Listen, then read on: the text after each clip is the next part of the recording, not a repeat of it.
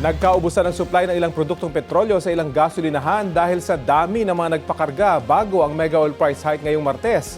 Problemado ang ilang namamasada dahil kakainin lang ng taas presyo ang kanilang kita. Balitang hatid ni James Agustin.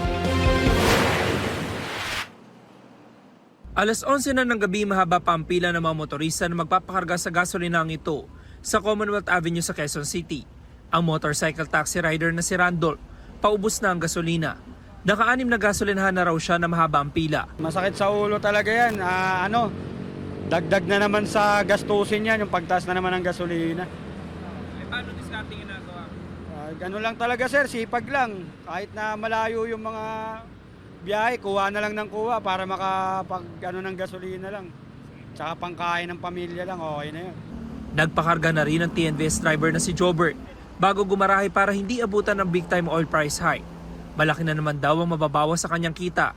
Para kumita ka, dagdag ka na lang ng oras.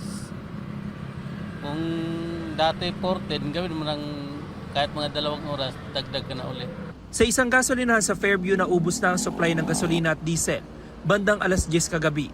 Kaya zero ang nakasaad sa kanilang digital price board. Magpapaharga pa man din sana si RB at kanyang katrabaho bago umuwi. Kanina, may gasolina kanina eh. Ngayon lang kami naubusan para makauwi. Ano yan? Tulak. Naglagay naman ng karatula sa gasolinang ito dahil out of stock ang diesel. Hindi raw sigurado ng mga pampatendan kung kailan magkakaroon ng supply. Hanggang madaling araw marami ang humahabol na makapagpakarga. Gaya ng taxi driver na si Alex na ang kinita halos napunta lang daw sa 23 litro ng gasolinang pinakarga.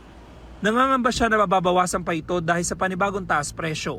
Ngayon nga, magkano lang kinikita ko rito? Siguro mga 400 na lang sa 24 oras akong biyahe. Kaya mahirap talaga. Kailangan matulungan kami na kahit paano, sana bumaba yung gasolina, hindi tataas. Para yung kita namin, sapat sa pamilya namin. James Agustin, nagbabalita para sa GMA News.